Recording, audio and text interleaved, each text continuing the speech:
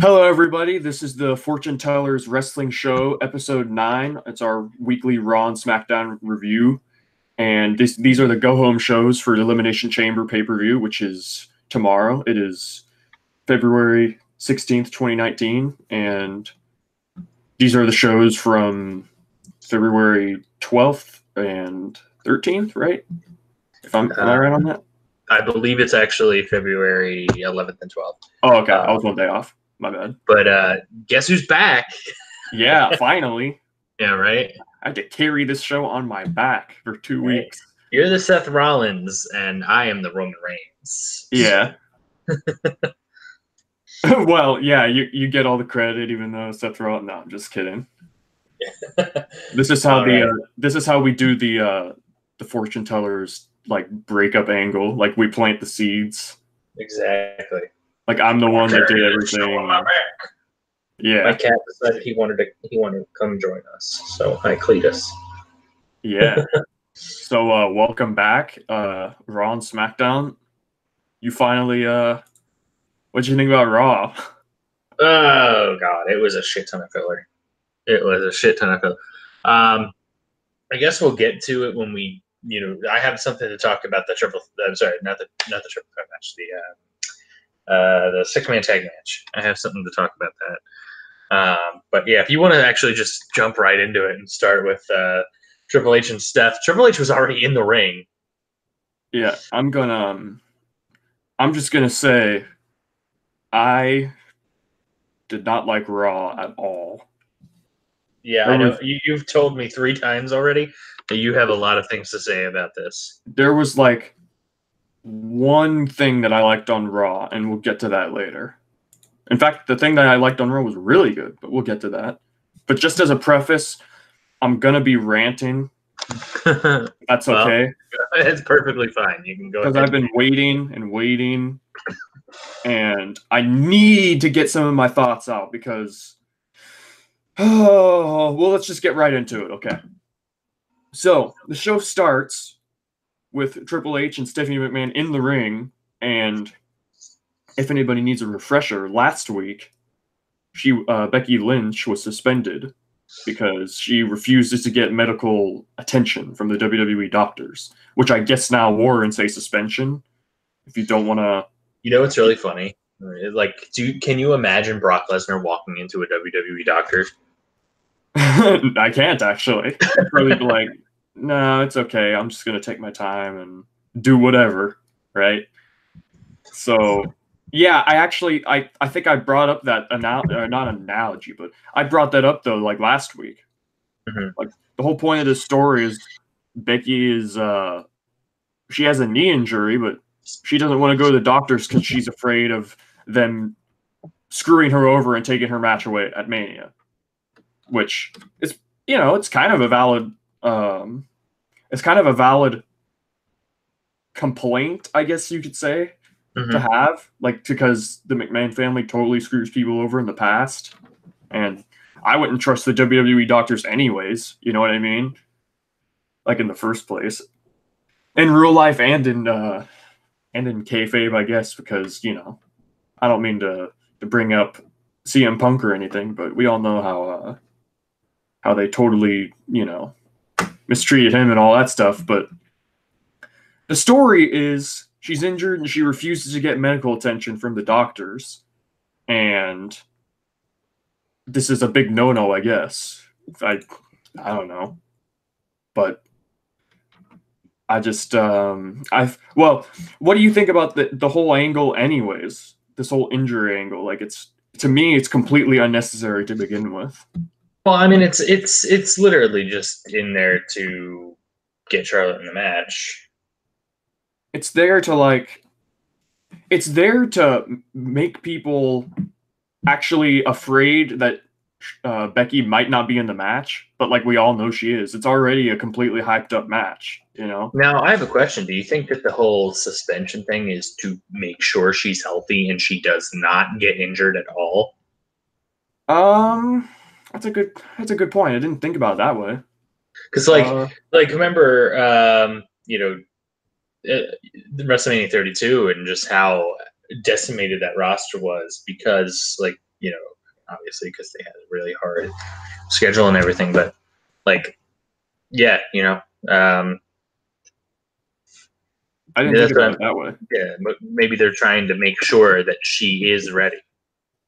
Maybe, or maybe they just well, I'll get into it. So yeah, that's the refresher for everyone. So Becky, of course, last week attacked Stephanie because Stephanie suspended her because Becky refused to get doctors' attention, and so they invited her back because she stormed SmackDown the next night and slapped Triple H and pissed him off. So they invited her back. So already it looks like the suspension is not really like that big a deal because she just, they invited her back, but it's okay. It's whatever. So they hype up the women's tag chamber match. They hype up the Daniel Bryan WWE Championship defense in the chamber, and then they get to Becky Lynch, and right as they mention Becky Lynch, her music hits, so she interrupts them again, which is, I guess, neat that they actually have her interrupt instead of the other way around. And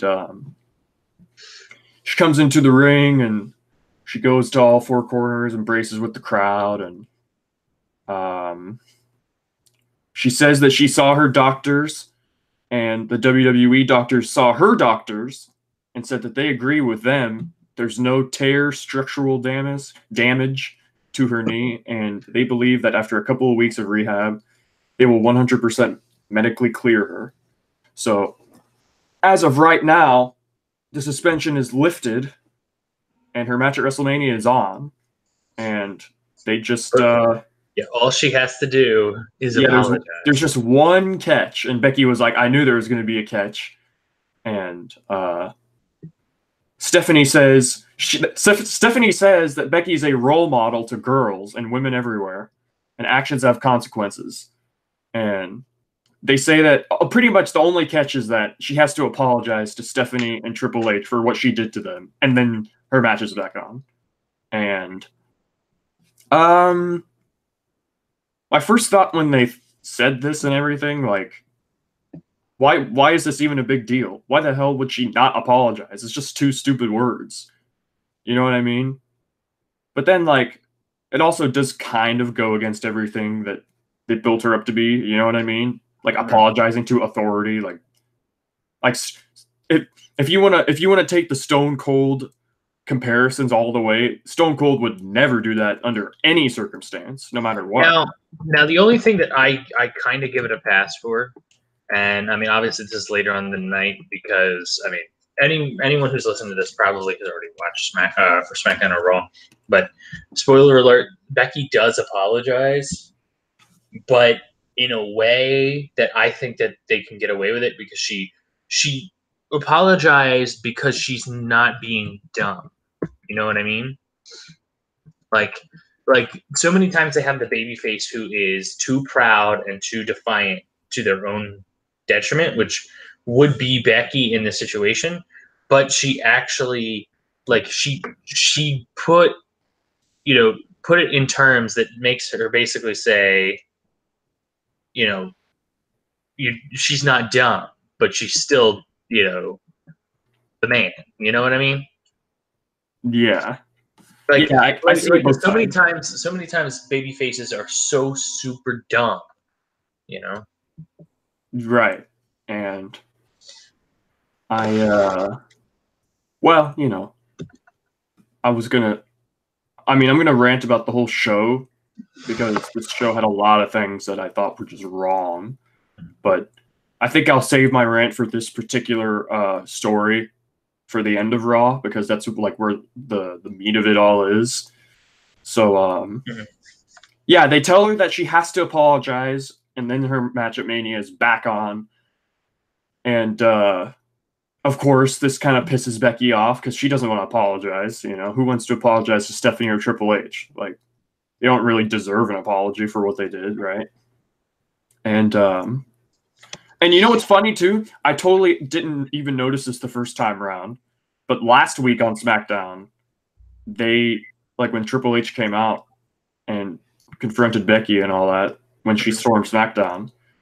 The crowd was chanting and everything, and for Becky and blah blah blah, whatever. And Triple H goes to the crowd and he goes, "This does not. Your opinions don't mean anything. This is between me and her." So, like 2 months after telling the crowd that we're the authority, and then like he says, "Your opinions don't matter." Like, I mean, in a vacuum, he wasn't like meaning generally speaking. He was just meaning that specific instance. But it's just a funny thing to single out and, you know, put one over on him. So Becky gets all pissed. She gets in their faces a little bit. She starts yelling at them, and they try to calm her down and tell her that the choice is yours. You know, all you got to do is say sorry. It's a pretty easy decision to make, to be honest. Which I guess is kind of true, you know. But she's prideful, you know, and Triple H and Stephanie tell her that she has till the end of the night to make her mind up, which is a long time, you know. So after that, they go to some screen promos with Sasha Banks and Bayley and Nia Jax and Tamina, and they're hyping up the Elimination Chamber. And I don't know if you saw this, but did you see what they did to Tamina while doing these these backstage promos? I don't think they did it in this segment, but like they showed them on SmackDown. Mm-hmm. They were doing these backstage promos with all the teams in the women's chamber match. Yeah. So like it's all the tag teams like hyping up the match and saying what it means to them and why they're gonna win and all that stuff. And Nia Jax starts to talk, right? Yeah. And she's talking, and then she like pauses a little bit as to say, "Oh, Tamina, you can say something now." So then Tamina starts to say something, but the moment she starts saying something, Nia starts talking and totally cuts her off. Like they did that 3 times. Like it was on purpose to have Tamina look like an idiot, like can't get a word in, and like she just means nothing. Like so, this is Tamina face turn, right? Well, no, but like it wasn't even like totally. I mean, they meant to do it, but it wasn't like a huge spot or segment or anything. You know what I mean? It was just dumb production making Tamina look like an idiot. Like I don't know. It rubbed me the wrong way, to be honest. So I don't know. Anyways, I just thought it was funny how they kept interrupting Tamina and everything like over and over again with Nia. Can I make a prediction? I predicted Sasha and Bayley to win the whole thing, you know, and now I don't. You think Tamina and Nia are winning? I think Tamina and Nia are going to win it. I think they're going to win the first ever, and then Sasha and Bayley will win at Mania. Yeah, that makes sense. That's what I think. I think it's stupid, but they're going to do it, you know. Of course they're going to have Nia Jax be the first ever. Of all the teams that are in there, are the Riot Squad the least likely to win? Nah, I'd say the least likely to win are Naomi and Carmella. You know, they're like not even. I would actually say they have a better shot than the Riot Squad. Yeah, well, you wouldn't. You would think that it would be Riot Squad as least likely since they've done such a horrible job of showing that they're worth a damn, you know. And I'll get into that as well later. But yeah, this is Sasha and Bayley versus Nia Jax and Tamina versus the Riot Squad in a triple threat tag match. And this the team, I should say, who takes the pinfall in this match has to start the match first in the chamber match. I mean. So they had one of these on Raw and they had one of these on SmackDown. So surprise, surprise, Sasha and Bayley lost, you know. Because Sasha had to get helped out. Right, exactly.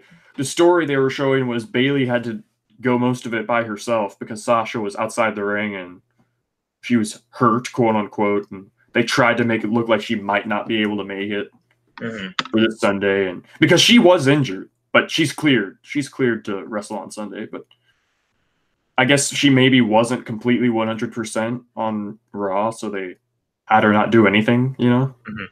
So, yeah, Bayley fought hard. I actually was surprised at how much of of Liv and Sarah were in the ring during this match. They were in it for longer than I expected. But yeah, Nia and Tamina won.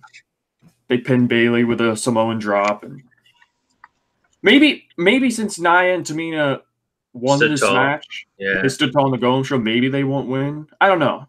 We'll see. We'll see what happens. I don't know. I think it'd be kind of dumb for Nia and Tamina to be the first winners, you know, because they haven't really done a great job establishing anyone other than Sasha and Bayley as. Well, I would say Sonya and Mandy. Yeah, I guess a little bit, and even then, they haven't really. Or the Iconics. I mean, the Iconics are at least like an established team, you know. Well, they're established, but like they don't ever win anything. You know what I mean?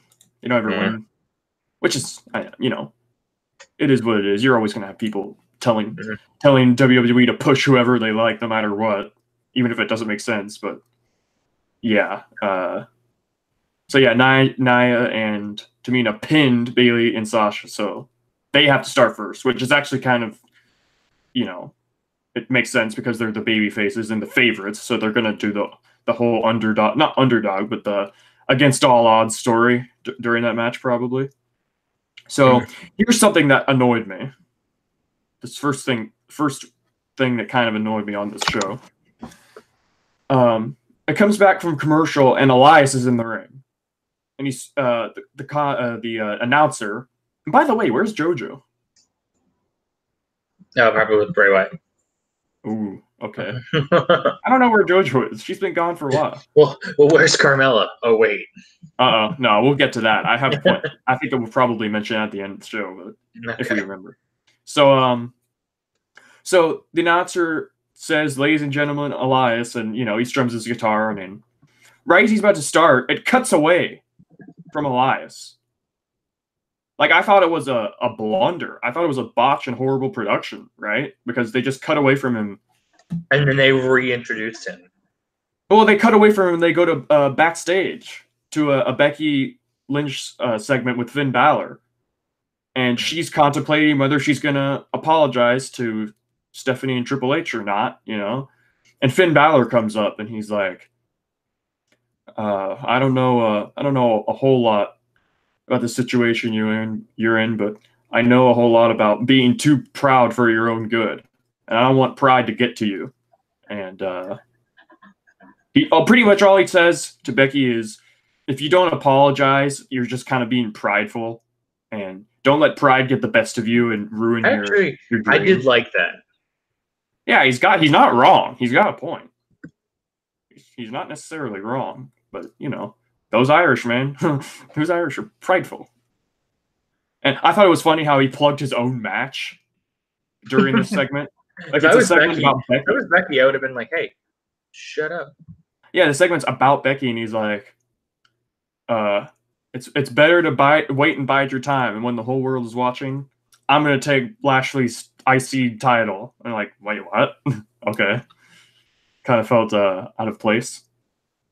And, so yeah, Finn was actually kind of smart here. He actually had, you know, don't be too prideful. It's actually good advice, you know?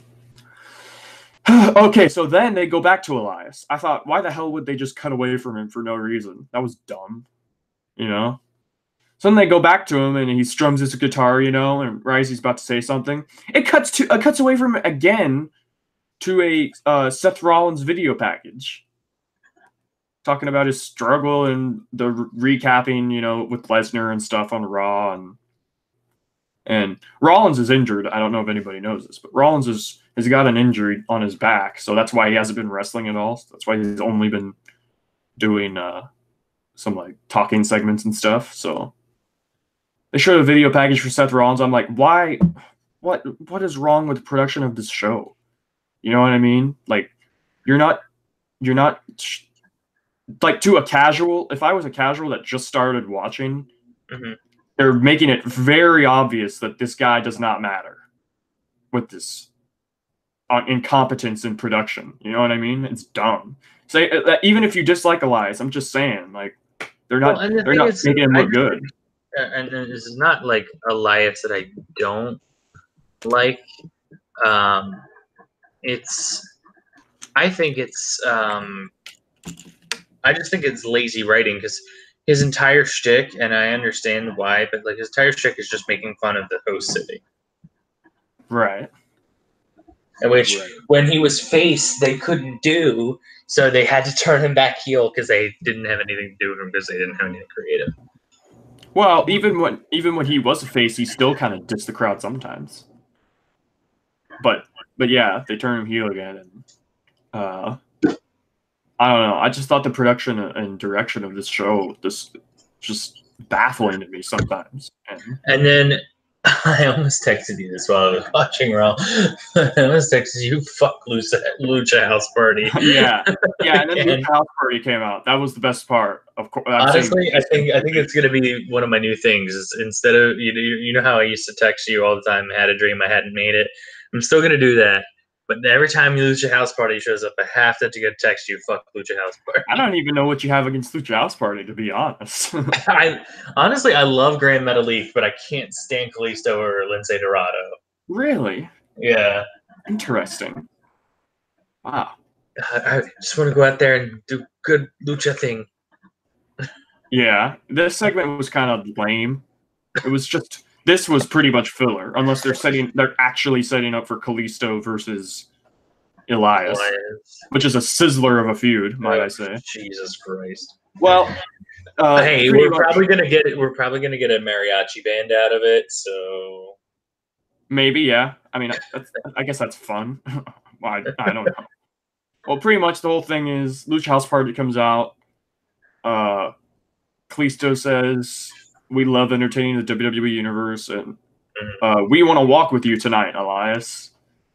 And Elias is like, "Oh, cool, finally, so the intellectuals." He doesn't say that, but he starts to sing his song. You knew exactly where this was going. The moment that Kalisto, or the Lucha House Party, said something. Yeah, they start singing the song. They're in Grand Rapids, and so he disses Grand Rapids. I don't know. I thought about writing down exactly what he says during these songs, but that would just make the show unnecessarily longer. I mean, he shit on Grand Rapids. Yes. Yeah. So like the crowd booing him and all that, and Elias asked them what they think, and he gave him thumbs down, which was shades of Batista, I guess. I don't know. So I love that. That's probably one of the best wrestling gifts ever. When he makes his decision about staying on Raw or going to SmackDown. Yeah. It was also like just a great moment anyways. Like it was a good swerve, Is that how he started doing that, or was he doing it before that? When thumbs down? Yeah, Batista. No, I think that's the first time he did it. Okay. It was a great swerve. But yeah, Elias tells Kalisto to get up on the chair, and he gives Kalisto a guitar because he wants to see how he can do. And Kalisto strums like a little bit, like kind of good. It wasn't even that good. But it got somewhat of a reaction, So of course he's doing this, and Elias hits him over the back with a guitar, and he yeeted Kalisto. That was pretty funny. He destroyed poor Kalisto, and yeah, Elias destroyed him, and then for some reason, Grand Metalik and Lince Dorado just didn't do anything about it. Elias left. Yeah. No, they actually tried to go after Elias, but he ran away. Oh, okay, I see. They couldn't catch him? I mean, you would think they're the faster the people, but right. So, and then Bobby Lashley's music hits like immediately. Yeah. And it was weird because I thought like Elias hadn't left yet, so I thought like him and Elias were gonna have like a stare down, but then I'm like, but they're both heel now, so No. You haven't been watching enough then, because they do this all the time where somebody's out there having a segment, but then with like no what's the word I'm looking for? With like no transition. Yeah, no transition or anything. A dude just comes out, even though there are people out there, and then the people that were just out there, their segment's just done when this person's music hits. There's like even though they're still out there. That's it is stupid. It's like, can we at least end the segment? Yeah. I don't know. Maybe they're trying to get through maybe they're trying to get through the show quicker by getting everybody out quickly, you know? Well, remember, they don't have an overrun anymore. They don't have enough time to fit this shit in 3 hours. Oh, and not to mention what we're looking at up next. So Bobby Lashley comes out, and the match up next is Finn Balor versus Drew McIntyre. So since Bobby's feuding with Finn, Bobby wants to just watch by ringside Finn's match. So Drew McIntyre comes out, Finn Balor comes out, and the match starts, and it was very short because freaking Bobby Lashley interfered, of course, so Finn Balor won by DQ. And Lashley and McIntyre beaten down on Finn Balor. Braun Strowman or Kurt Angle comes out to make the save, and then they beat down on him. The slowest run in ever. It was like a sprint walk in, you know. And then Braun Strowman came out to make the save. So that sets up the 6-person tag match, and oh my gosh, I got annoyed with this match. This was the longest match in history. It was so boring. Dude, this match legitimately, no exaggeration, I'm not making it up for the sake of effect, was legitimately about 40 minutes. 40 minutes! Oh, and it was terrible. It wasn't even terrible. It was just like, holy crap, when is this going to end? And then it finally did end. Like, this was the longest 6-man tag I think I've ever watched in my entire life. And it wasn't even that entertaining. You know? Like, by the end, Finn Balor looked good. Okay, so by the end of the first finish, I should say. So the first finish was Finn Balor gets hit. I can't even remember because my brain turned to mush watching this match. But no, he got hit with the Dominator. Okay. So his foot was on the rope. Yeah, and then he put his foot on the rope, and then actually I want to mention something about this too. So like he put his foot on the rope, but the ref still counted 3, so the heels were celebrating in the ring. And then all of a sudden, another ref comes out and says, no, his foot was on the rope. My thought is, where was this ref, or any of these refs, the last month when the whole revival thing was going on? Yes, exactly. It's more dumb. They only care about making sense when it fits their, when they want to, pretty much. You know? Not only that, what was really funny is the ref who actually missed the foot on the rope. When the heels, like after they restarted the match, they told Mike Rome to restart the match, and the heels were basically like throwing a fit because obviously they're heels and they wanted the easy way out. What happens is the ref goes, his foot was on the rope. I saw it. And I'm like, dude, you can't even get like your own thing straight. You're the ref who didn't see it.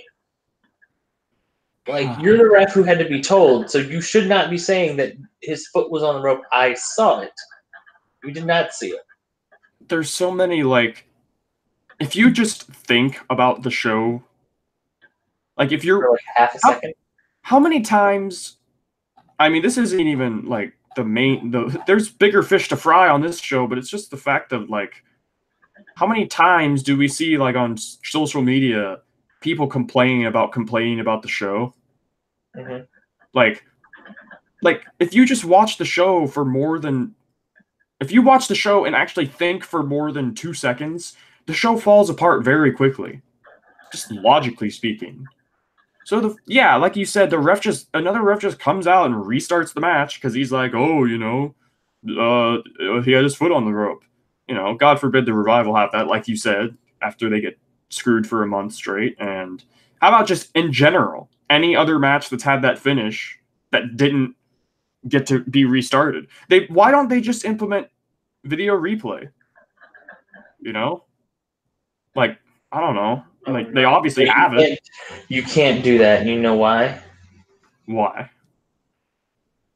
Because if you implement the video replay, then you you may have to make them right creatively, and you can't have that. Plus, plus if they had video replay, it would force them to, like, a heel could never win dirtily. Dirtily, is that a word? A heel would never win in a dirty fashion ever again if they had video replay, because they would just restart the match over and over again, you know? So, I'm just saying, it just, you either you don't do that where another ref comes out, or you do it for every match. Why? And if anything, this just made me more mad. You think I would be happy that a babyface would, like, oh, they restarted the match, sweet, justice, right? No, this match went on longer. Exactly. That's what pissed me off. It was terrible. I just, like, I couldn't. Now, granted, think straight. Granted, by the end of it, it wasn't horrible. Like the finish, you know, miraculously, the crowd actually popped a little bit for the finish, which was Balor hitting the coup de grace on Lashley. So he pinned Lashley on the Go Home show, which means Lashley's going to retain this Sunday. The IC title, I mean, he's going to retain in their match. And oh, by the way, did you know that they changed Baron Corbin versus Braun Strowman at the Chamber to a no DQ match? Why would they do that? Because they figured, well, wait, this match literally nobody wants to see, so we might as well add some stipulation, right? To try and get people into it, even though we've seen this match a billion times. We're gonna go down the card, I guess, after both shows, right? Just to give our predictions. Yeah. I mean, I'd like to keep this as short as possible, though. So yeah, famous last words. Yeah, true. All right, so up next, so Braun Strowman, Finn Balor, and Kurt Angle won after Balor pinned Lashley with the coup de grace. So, yay! I'm glad that match. 40-something minutes of total nonstop filler. TNF. So, up next we got a Kevin Owens segment. It was like a. He was at a bowling alley, and it looked like it was taken on a fucking cell phone from 2009. Yeah, he was on his cell phone. Like. Okay, so my first thoughts about this were, it was cool to see Kevin, right? Because we haven't seen Kevin in a while, and man, do I miss Kevin Owens. This show desperately needs Sammy and Kevin. You know what I mean? Yeah, we need Sammy versus Lashley again. Well, I think, what if they freaking do Kevin versus Lashley, and Kevin as the face, because they had the story that Sammy's injured because of Lashley, you know? Yeah. But they do this segment where he's doing like a promo on his phone at a bowling alley, saying how he's been with his family. I've been watching Raw and SmackDown, but it's very hard because I just want to be doing that, you know. I want to be out there again. And he says he's got about a month back. One more month he's got until he's back, which is nice to hear. So then he goes up. He's like, this next shot I hit is gonna represent what's gonna happen to me, or something like that, right? So he goes up to bowl and he hits a gutter ball. You know? Yeah. Making Kevin look like a goofball. Why? I mean, I'm thinking it's setting up a face Kevin Owens, though. I guess, but isn't that like foreshadowing? I mean, I guess. I don't know. But I mean, like, they also like showed him having fun with his kid and stuff like that. Right. So. It's just like he hit a gutter ball bowling. That's foreshadowing of the highest order, to be honest. I'm afraid now. here's where I started to get really annoyed. That 6-man tag like made me like annoyed, of course, because it never ended. But this is where I got pretty annoyed. So Becky Lynch, she's trying to be interviewed by, I can't remember who it was, Charlie Caruso, I suppose. So Becky Lynch is walking and stuff, and she declines to comment on anything, and then it goes right to Nikki Cross versus Ruby Riott in a match, just like a singles match. And Ruby did not have Liv and Sarah by her side because of the match earlier that Liv and Sarah had. So it was a singles match. And you know what? Honestly, Nikki Cross and Ruby Riott is like one of the better matchups you can have on the show. You know what I mean? Like, they're obviously both really good in the ring, and like, yeah, and the thing is I kind of just hate that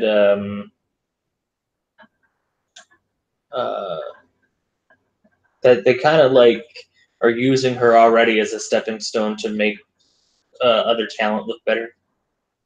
Who, Nikki? Yeah. Yeah. Well, let's just go through this, okay? Let's go through everything that annoyed me about this. All right. Oh boy, here we go. Okay, so Ruby Riott has a Ruby. What the hell was that? What? Something loud was in my ears. Like you. Sorry about that. It's all right. Let me mute myself while you talk.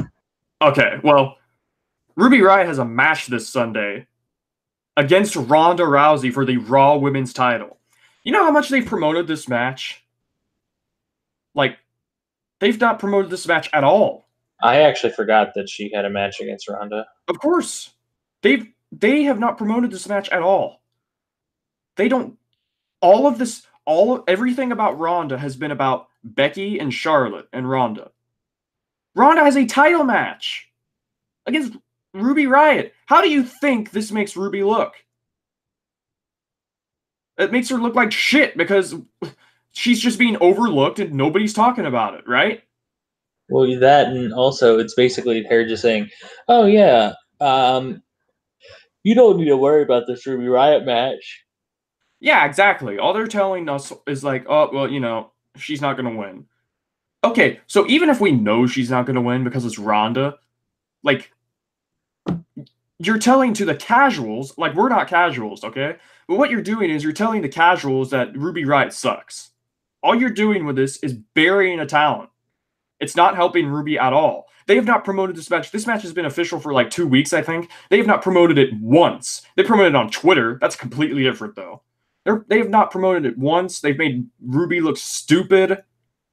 Like, and not to mention, this is where I got pissed off. I actually got pissed off during this. Not even because, Ruby's my favorite women's wrestler. I'm not even getting pissed off because I'm biased or anything, right? Mm-hmm. Just as a fan of the show. During this match, they're in the middle of the match. I don't know if you saw this because I don't know, you have a tendency to just kind of go through the shows and be like, you know what I mean? Yeah, but, I mean, honestly, like, a lot of the time, I'll watch the match, but, like, it won't register in my head, You kind of have to turn off your brain watching Raw, or else you'll go crazy, Yeah. So, during the match, in the middle of the match, they go to this screen bullshit where the match is in one screen, like half of the screen, and the other half of the screen is like a backstage interview. You remember when the Revival and Lucha House Party were having that match? And they cut to EC3 backstage all that stuff. It's kind of like that. Only this time, it's Becky and Ronda, and there's a match in the ring. And instead of just doing half match, half backstage segment, they completely cut away from the match. All of the screen is devoted to Becky and Ronda talking backstage. All of it. There's a match in the ring, and they completely cut away from it. I just wanted to pull my hair out. I really couldn't believe this. Like, as dumb as their production and direction of the show is, Why would you completely ignore a match when the fucking person in the match has a title match this Sunday? Because the person in the title match doesn't matter.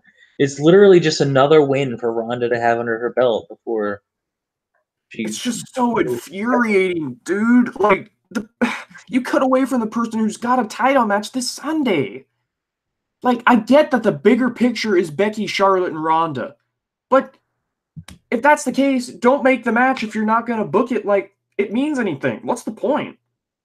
You might as well just have it be like, oh, well, you know, Ronda's not going to wrestle this match. Asuka's not even on the card. You know that?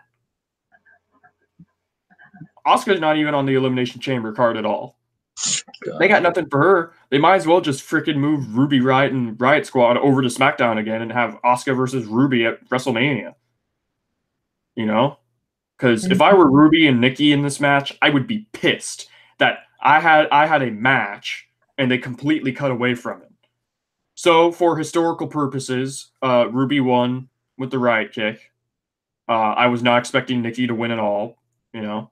Although I actually probably should have because they treated Ruby horribly, you know. And even on Twitter. Okay, so I'll say this. So Charlotte has been trolling so hard on Twitter, you know, with this whole, you know, being replacing Becky stuff, you know, as like we'll get to. But she has been totally putting over Ruby Riott on Twitter and saying, you haven't been paying attention to her at all. You're more focused on WrestleMania. If you're not focused on the Chamber, you're going to lose that title against Ruby. So at least somebody is trying to put over that match. Not even Ronda's talking about it, you know? I don't think Ronda has said one lick of social media whatever about this match. So I really could not care less about Ruby Riott versus Ronda Rousey. They have made me not care about it, you know? What a shame, right? Because that's actually, you know, that actually has potential to be a pretty good match, you know? So you know what? And you know what? Like, it's I mean, obviously it's Ronda. She's gonna put on a good match, but you know, it's there's no, like, I didn't think there was any way that Sasha Banks is winning. I don't think that there was any way you could get someone like there's no fucking way that they're winning more than Ruby Riott. Yeah. I just think it'd be hilarious if after all this they don't pay any attention to Ruby even though she's in a title match. It's just kind of a dick move. What a waste of a title match. There's no story behind it at all. She's just thrown in there and they totally not pay attention to it. You know? Like, damn, that's kind of sucks for her to be in this big of a match and just not paid attention to it all. But I should mention, by the way, all that Ronda told Becky backstage was she said to Becky, "Stop whining and start apologizing, even if you don't mean it." That's what Ronda said. Quite the message to send to little children, right? Right. So yeah, Ruby won, and up next we had a Seth Rollins segment. He's coming out to talk about Lesnar and everything, and he says, "My year has been crazy. I'm glad to have shared this last year with all of you, and feeling has been great. Won the Royal Rumble, going to WrestleMania, you know, all that stuff." And then I was hit with 6 F5s from Brock Lesnar, and I am in pain. So I guess this is how they write off Rollins, because he took that many F5s and now he's hurt. So he said, whether that's just an injury I got right there or built up over the last year, I don't know. But the pain was like nothing I've ever felt. Good news is I took 6 F5s and I'm still here. So Seth Rollins' promo was pretty good to make him look like a valiant babyface. But again, I've said my piece. I'm kind of bored with the whole Paul Heyman, you know. I don't know. I'm kind of bored with Paul Heyman, to be honest with you. I don't know what you think. He's, I mean, like, I'll tell you what. I thought that Seth Rollins cut an amazing promo here. the fact that when he said, what was it he said? He was like, I would rather go to hell. I would sell my soul and go to hell than have Brock Lesnar leave WrestleMania as champ. And then they brought up how like Brock's kind of like he's like Brock's turned the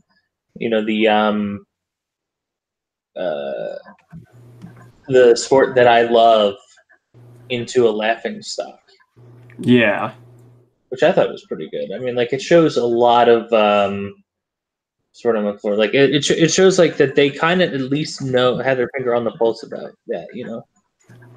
Yeah, but again, it honestly means nothing if Seth doesn't win. You know what I mean? Like, they can keep saying how horrible it is that Brock is champion all they want, but it means nothing if they don't have him lose. You know?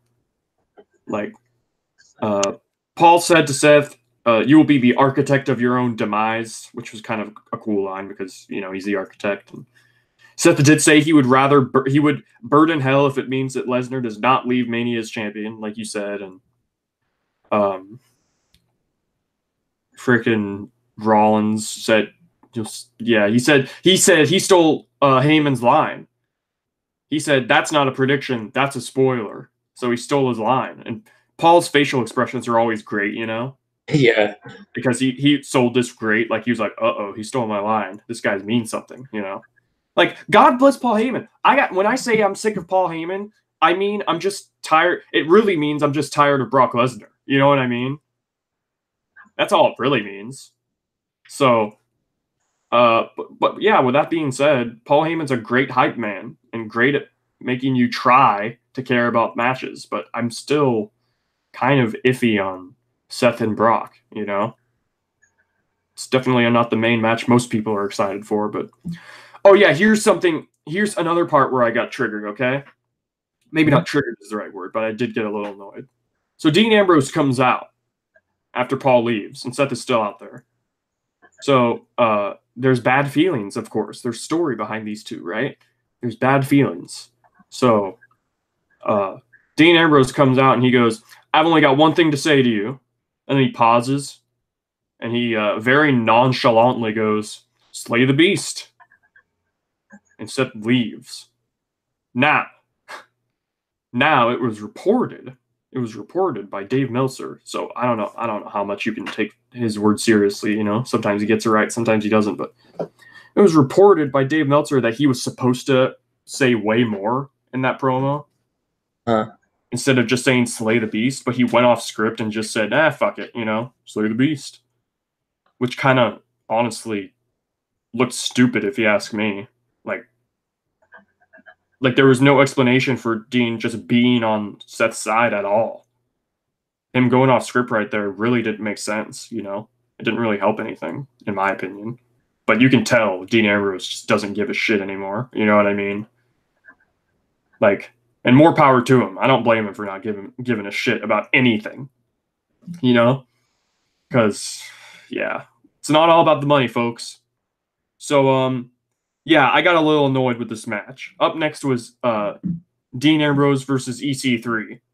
And and last week I went on a rant about how horrible I thought that Mona Bliss segment was with Nia Jax, Dean Ambrose, and EC3. Because Dean Ambrose shit on EC3, you know? And I don't know who's the face and who's the heel. Like, yeah, because of after that promo. Not only that, but what they did last week as well, you know? I was saying last week about how, I don't know if you saw it last week, but Dean Ambrose insulted EC3 and made fun of his name, and right off the bat, an NXT call-up is being shit on. Why? That makes me pull my hair out. Like, I have a little bit of I saved this photo. Mm-hmm. You know all the NXT call-ups that they've put on? Lacey Evans, Nikki Cross, Heavy Machinery, Lars Sullivan, and EC3. Let's look at their records so far. You want to look at their what they've done so far? Oh Jesus! Since being called up, Lacey Evans Lacey Evans has made one appearance. She has been in one match. And I'm not counting main event or dark matches, okay? Royal Rumble? Royal Rumble. Since then, she's not made one single appearance. Nikki Cross, she is 1-3. 1 win and 3 losses since getting called up. And is it even a singles win, or is that not a single win in a singles match? Haven Machinery are 1-2, but 2 of those losses came in fatal 4-way matches, tag team fatal 4-way matches. So at least they didn't get pinned, but even still, 1-2. And you know who they beat in that victory? Oh shit! I remember. Hold on. The Ascension. Yep, the Ascension. Yep. Lars Sullivan, he's done nothing, but at least that's somewhat understandable if he's actually like tweaking out and stuff. So I can at least understand that. You know, he's got some mental issues going on right now. So. Right. EC3. Well, we'll get to it right now.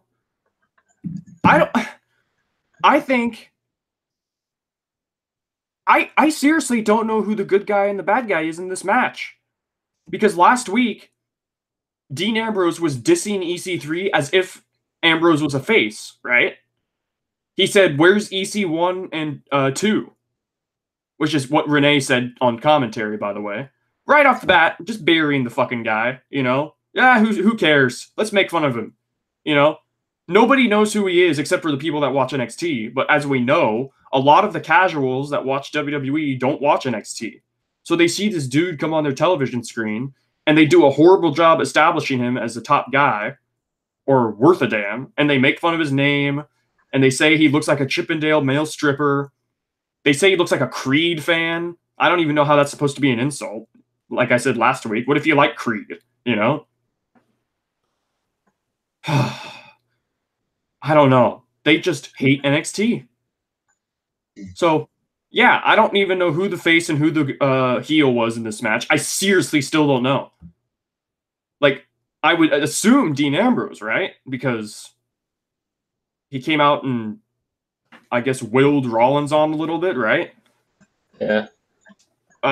Which still doesn't make sense to me, because he hates Rollins' guts, right? So why the hell would he will him on? Yeah. So Dean Ambrose won. He rolled up.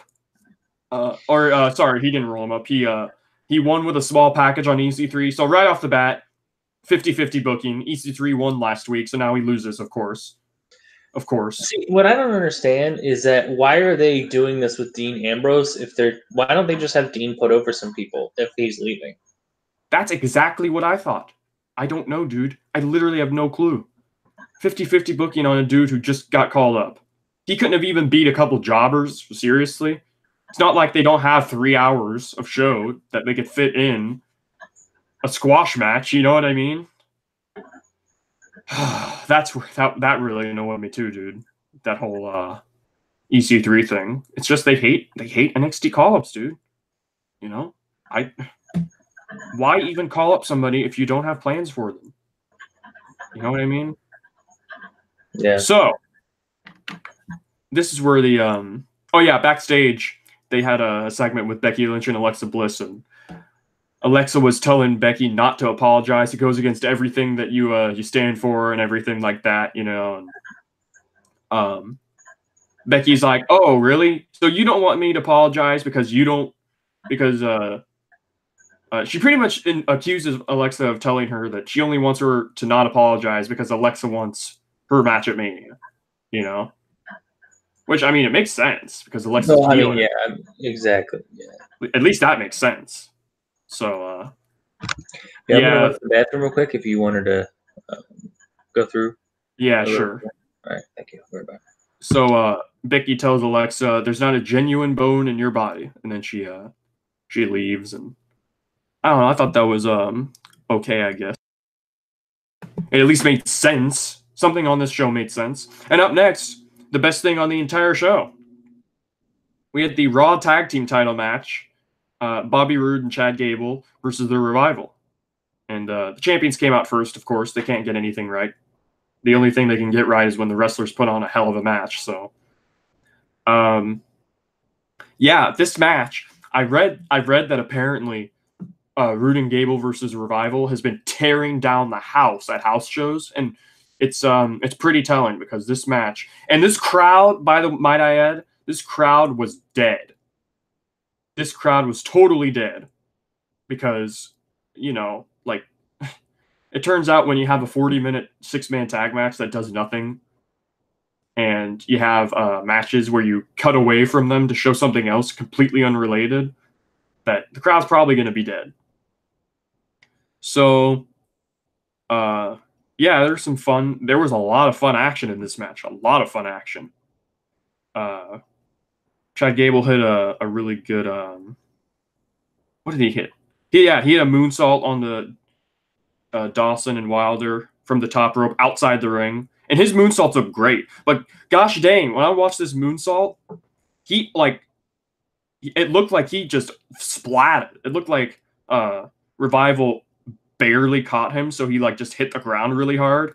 It looked like a hard landing. Like, damn. He still got him, but like they could have done a better job catching him. That's my only nitpick, I think, about this match. So at least that I can think of. So Gable, of course, I'm a big fan of Gable, and he's a beast and he's strong. Hit some great German suplexes. Bobby Roode came in. He had this awesome spine buster onto Wilder, and he got some.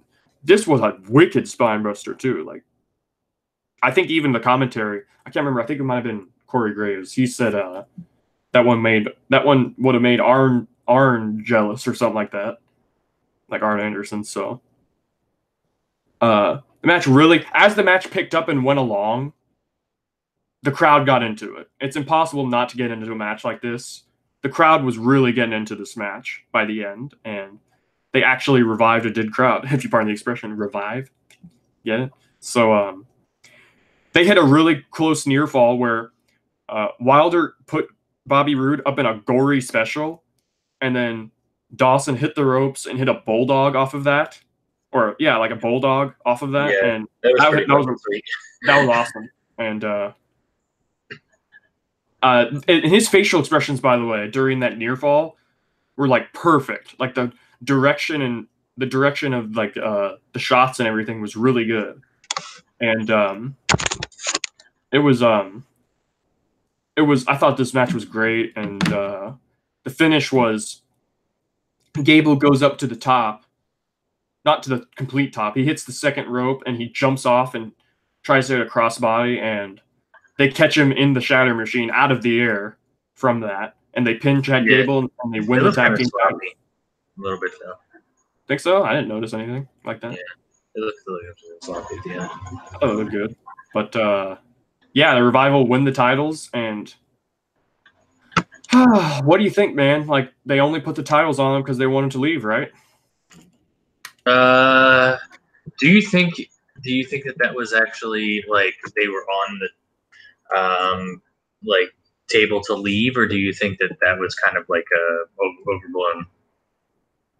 I think there's actually some validity to it, to be honest. You know, like, it's not a coincidence to me, in my eyes.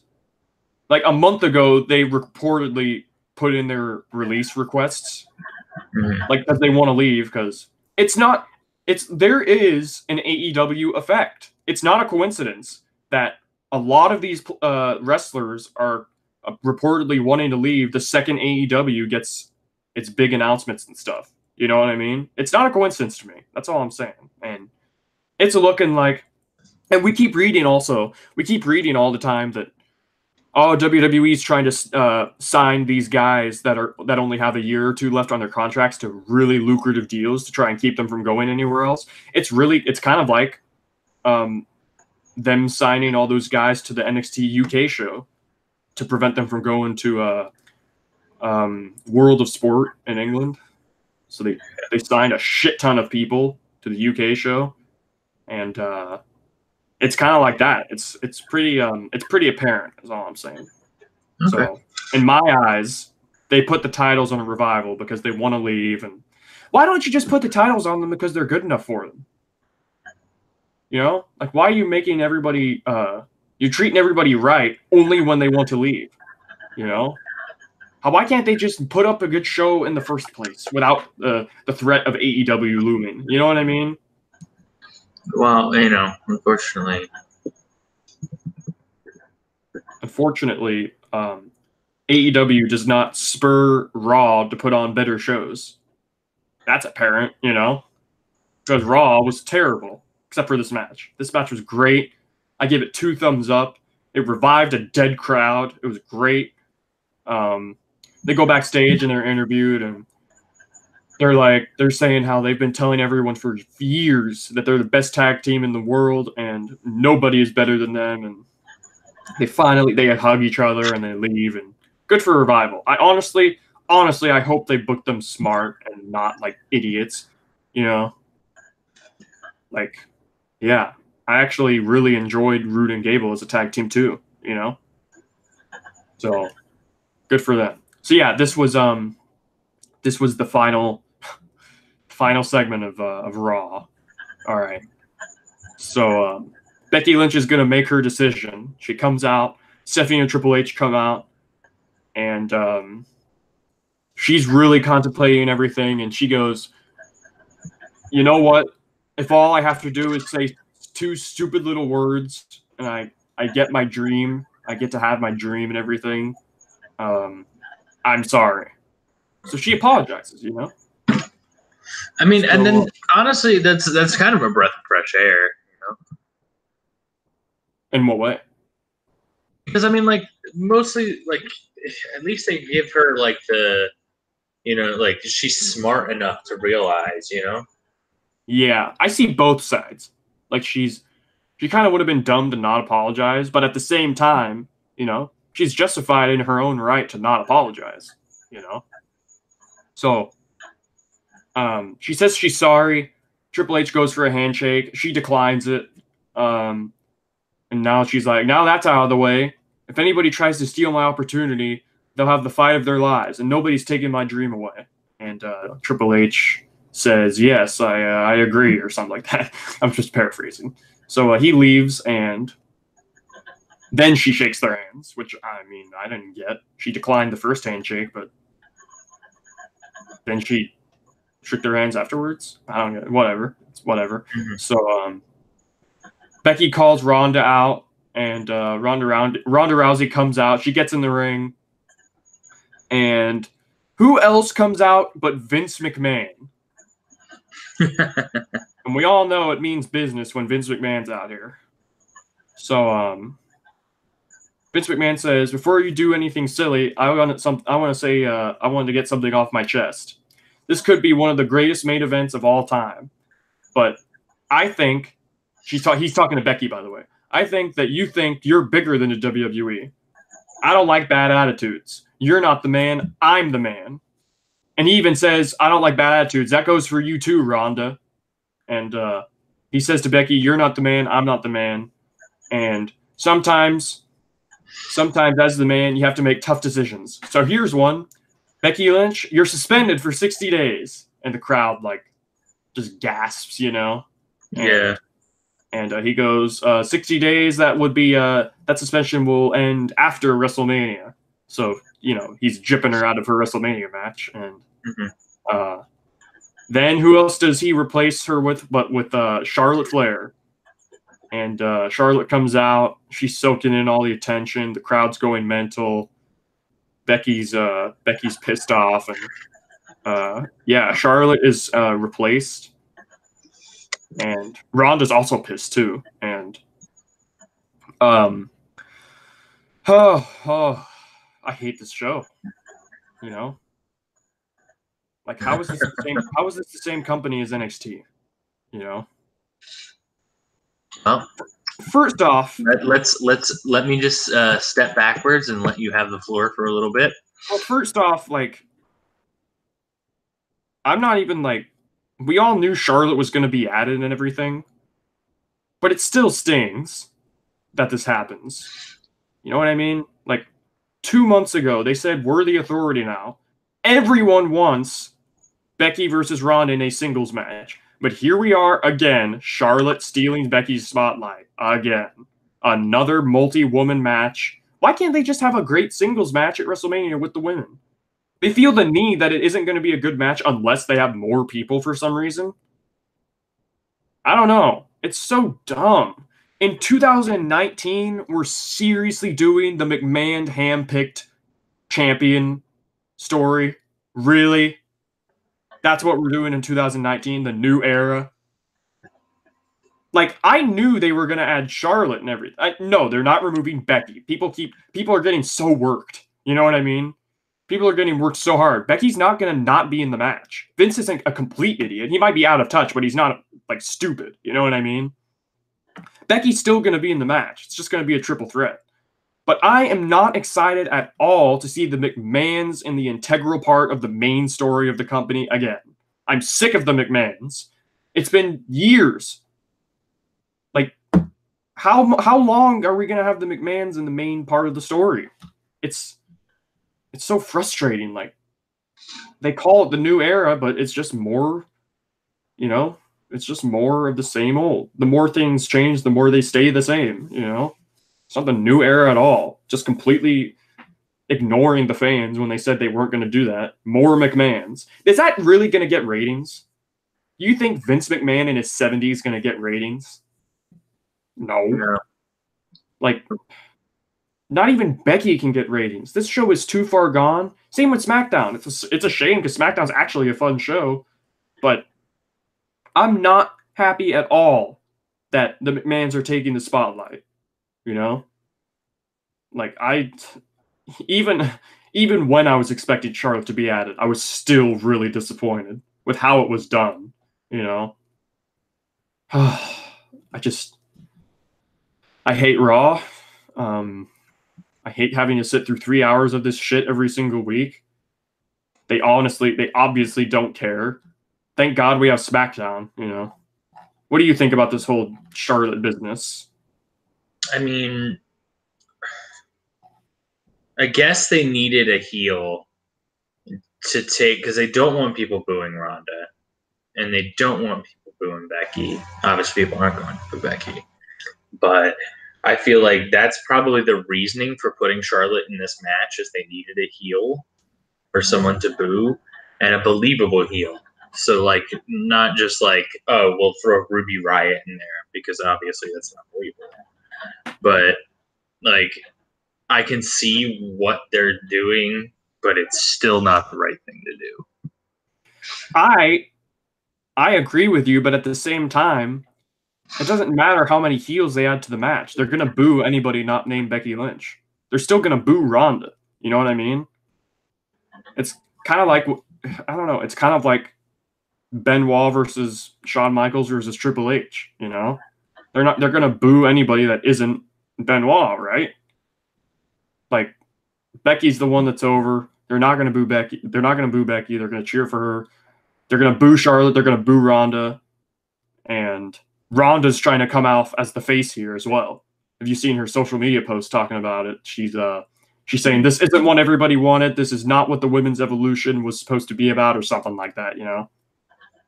I don't know. I feel like they feel the need to shoehorn Charlotte into literally every big moment, you know? It's just annoying. And I don't even dislike Charlotte, but oh yeah, and not to mention, after the show went off the air, I don't know if you saw this. After the show went off the air, Becky and Ronda are in the ring together, you know, and they're like kind of jaw-jacking at each other a little bit, even though they're kind of on the same page. But the Riot Squad comes out, and Ruby cuts a promo on Ronda and everything. And they get into a big brawl. So I don't know why they couldn't put this on television to build Ruby Riott versus Ronda Rousey, but they just make Ruby a complete afterthought, and it's really annoying because it's a title match. So yeah, that was Raw. It sucked. I think you probably thought it sucked as well, except for the Revival and Roode and Gable match. They're cool. Yeah, that was a good match, and also I liked the Finn Balor and Becky Lynch moment. That was pretty cool. On to SmackDown, which was a much better show. And even then, there was only 2 matches because there was a gauntlet match, of course. And hold on a second. I had to clear my throat. So, yes, as we said, Charlotte's a great heel. She starts the show. And, oh yeah, should we mention, by the way, I'm going through Twitter keeping up with everything as well. Should we give a rest in peace to Pedro Morales? Yes, yeah. Rest in peace, Pedro Morales. He was one of the greatest champions. Didn't he beat Bruno Sammartino? For the title? No, actually, no. I think it was him. No, it wasn't. It was No, him. that was It was Iron Sheik. Who beat Bruno Sammartino?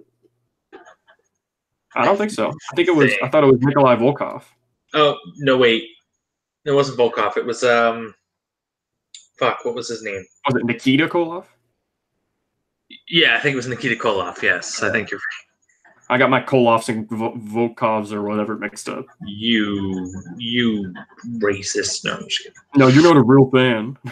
You're right. But some of his stats, he was the first ever WWE Triple Crown champion, most cumulative days with the Intercontinental Championship, and he had the 5th longest reign. Yeah, so when is The Miz gonna break that record? Probably soon, to be honest. Well, Chris Jericho. Yeah, Chris Jericho's done winning titles and stuff. WWE, yeah. It's over. He's been washed from the record books. Yeah. He's like Benoit. I'm just kidding. So Charlotte comes out, and to Charlotte's credit, she's actually a good heel. You know what I mean? There's a difference. She's actually good at getting real heel heat. Nia Jax tries to play a heel. It's a great learning experience if you want to learn stuff. Like Nia Jax tries to play heel on Twitter, totally making light of how she's injured people and everything. But at the same time, you know what? I actually thought about that, you remember when Brie Bella injured Liv Morgan and kicked her in the face twice? Yeah. And gave her a concussion and stuff, and the backlash for her was horrible, but she still somehow turned herself into the victim, She apologized on Twitter, you remember that? She apologized for kicking her in the face. But at the same time, if you're in wrestling, why are you apologizing for hurting your opponent? Isn't the whole point of wrestling to hurt your opponent? Within kayfabe, within kayfabe, you're supposed to hurt your opponent. So why would you apologize on Twitter? So actually, to Nia's credit, at least she tried doing that, but it just came off disingenuous. But Charlotte, on the other hand, she's totally soaking in everything, and I'm so glad Charlotte's a heel though, and not a face. You know what I mean?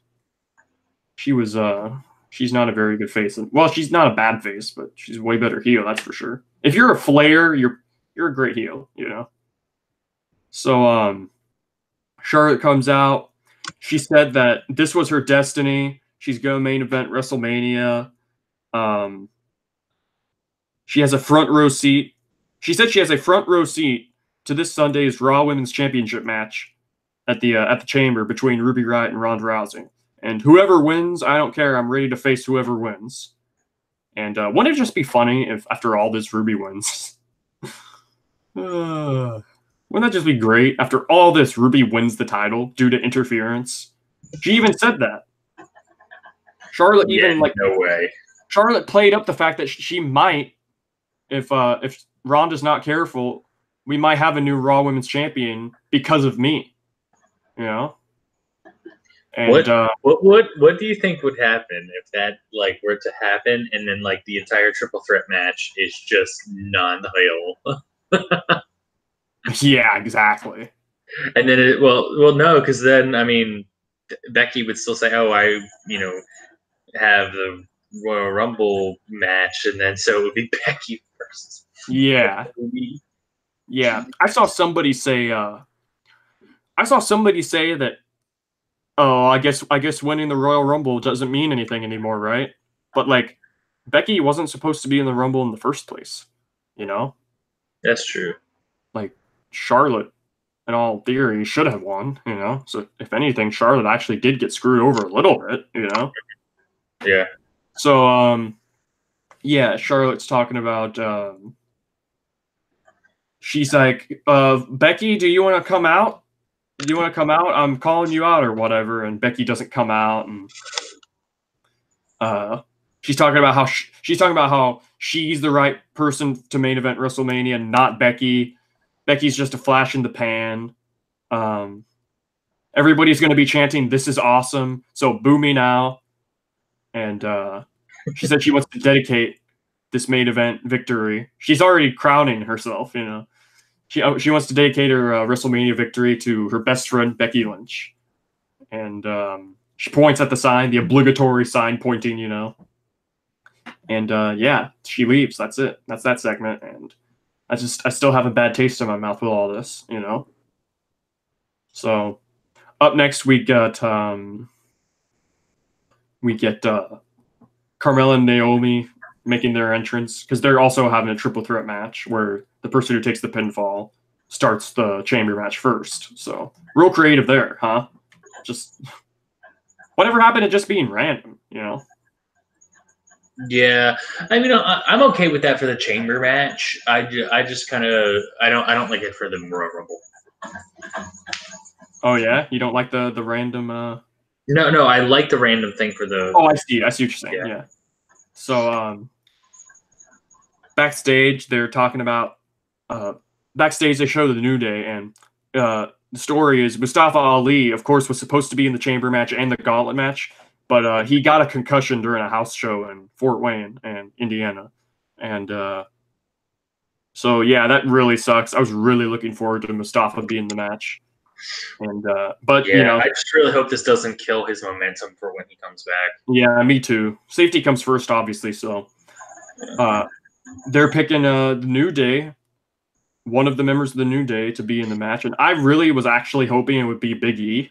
You know, I feel like Big E could do a lot more than he does, but later they reveal it's Kofi, so I'm okay with Kofi. Kofi's fine. They're all really good, you know. The New Day are all really good wrestlers, so yeah. So up next, it's they do those promos again, the backstage promos with Mandy and Sonya, and just listen to these team names: Fabulous Glow, Carmella and Naomi. All right, okay, I guess so. I guess whatever. Okay, I'm with you there. I guess. Mandy Rose and Sonya Deville, I thought were just going to still be called Absolution, but they are now called Fire and Desire. I don't like that. Who's Desire? That would be Mandy, right? Right, it makes sense, but like, if you're not Desire, isn't that kind of an insult? Or maybe it's both. Maybe it's all encompassing. They're both Fire and Desire, right? Yeah. All right, that makes sense. I guess I'm okay with that. Do you think? Hold on. Remember when Stephanie McMahon said they were going to have LGBT characters, and obviously Sonya Deville is a lesbian. Do you think that they're going to have a story later on where she has a thing for Mandy Rose? I hope not. That'd be dumb. You know they're not going to be able to resist that. Well, nah, I don't think so. I don't think they'll do that. Maybe. I guess I could be wrong, but I don't think that's a good idea, honestly. I don't think making anybody's sexuality a storyline is a good idea. You know? Like, it's just kind of a slippery slope to go down. And yeah, and I honestly, like, if you're not going to be able to do it tastefully, you shouldn't. And, like, that's a character trait. If the story is that you're gay, like, what a stupid story, you know? Where can you go with that? Oh, I'm gay. Okay, so what? You know? That's like if somebody's character was that they were straight, right? It's dumb. Or somebody's character was that they were a fan of a sports team. Yeah, exactly. Yeah, I'm a Mets fan. Oh wait, like that one guy. It's a character. It's like the Brooklyn Brawler. Oh no, I was gonna say like the guy who sits in every single pay-per-view. The guy dude with the Mets t-shirt. Oh, I guess I don't recognize that. I would thought you were talking about the dude with the green shirt that looks like James Ellsworth. You know who I'm talking about, right? I actually don't. The guy with the green shirt in the front row at all those big shows? You'll know who I'm talking to if I send you a picture. But anyways. I'll probably see him tomorrow. Yeah, probably. It's Carmella and Naomi versus Mandy Rose and Sonya Deville versus Billie Kay, and Peyton Royce. So again, the person who takes the pinfall is the first to begin the match at the Chamber. So yeah, the whole story of this match is that Iconic Duo are the smartest out of the entire freaking match. Because Iconic Duo really, literally did not be in the match. We're not in the match at all, legitimately. So it was literally just between Carmella and Naomi and Mandy Rose and Sonya Deville. And the finish of the match was Naomi hit a split-legged moonsault onto Mandy Rose and pinned her, and which means Mandy and Sonya start the match with Sasha and Bayley. And I honestly kind of thought that they were gonna pay home the whole storyline with Naomi finally beating Mandy Rose in the Chamber, you know? Like, because they had a little bit of a story going there where Mandy just kept beating Naomi, you know? And I thought they were going to, like, pay it forward at the Chamber by having her eliminate Sonya and Mandy by pinning Mandy, you know? But I guess I was wrong. So, yeah, Iconic Duo is the smartest people in the entire match. You know, they didn't get pinned, so they don't have to start the match first. And then after the match, they just attack Naomi and Carmella, and they ram them into the post. They beat them up and stuff. And it was it was whatever. It was kind of your average match, you know, nothing wrong with it. And this is where they show after this. This is where they showed that that Nia Jackson Tamina promo, where Tamina just kept getting talked over after she only speak like 2 words, legitimately 2 words or whatever. So cringe. But yeah, after that, they had McMiz TV hyped up. McMiz TV. At least that's clever, you know, with the Usos. And after that, they show a Mustafa Ali promo talking about how he's not medically cleared, and nothing's more frustrating than your body giving up on you before your heart does. But this isn't the end. I'm still holding the pen and writing my story. It'll take a whole lot more than Eric Rowan slamming my head through a table. So they're not saying it's because he got concussed in a house show. They're actually blaming Eric Rowan, which, you know, at least that's fine. You know, storyline wise, at least they're blaming it. Also, when did Eric Rowan get his first name back? Well, I'm just saying that, you know. Like, I still call the Iconics the Iconic Duo, you know what I mean? And I still call Andrade Almas, you know? So, I guess it's just preference. I don't know. Can you imagine if Rey Mysterio's name was just Mysterio? Anyways, up next was McMiz TV. And why is Shane McMahon acting like such a twat? Because he's a McMahon. Yeah, so just to recap, new era, McMahon is a champion, McMahon handpicked champion storyline in the main story of the entire company. New era, guys. Just give a round of applause.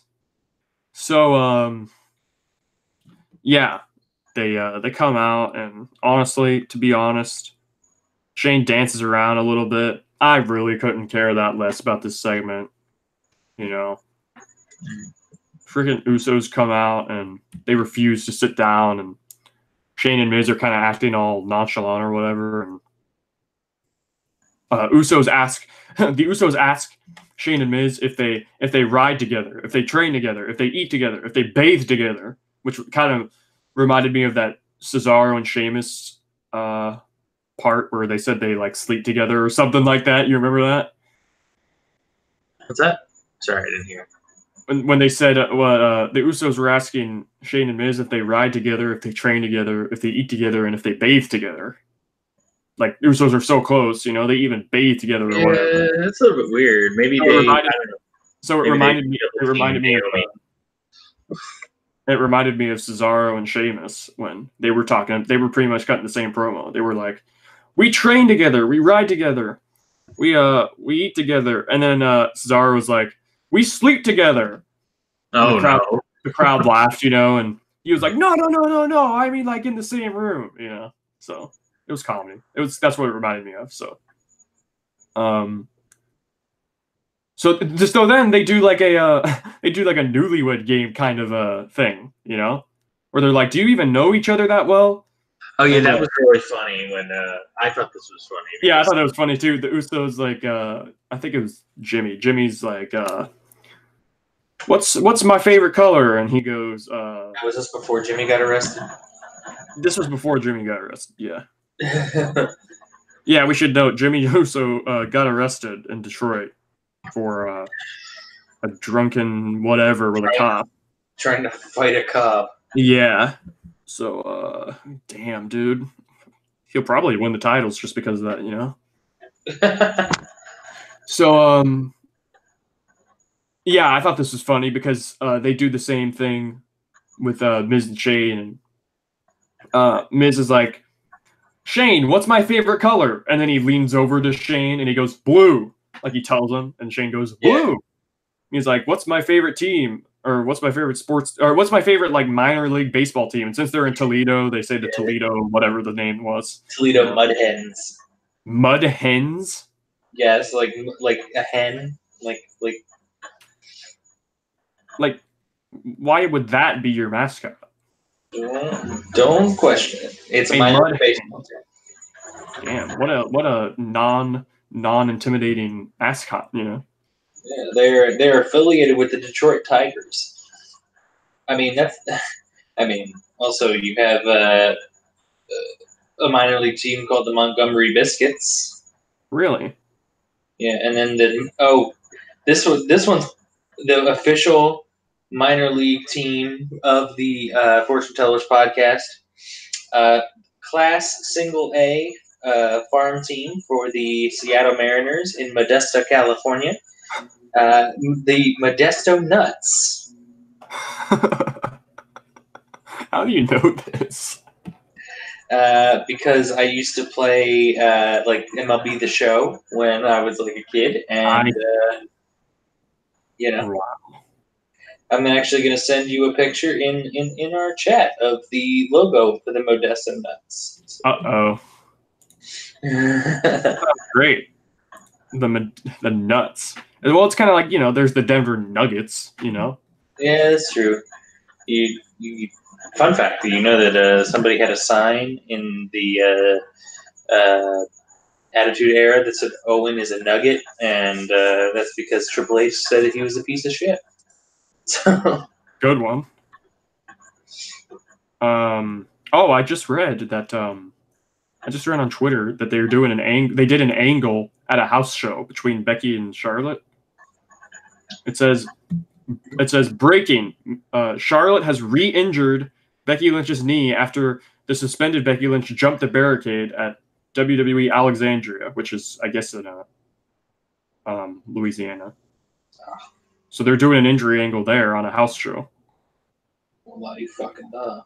Huh. Wonder what that's going to mean. What if they're writing off Becky for WrestleMania in general? What if she is injured? Wouldn't that be a crock of shit?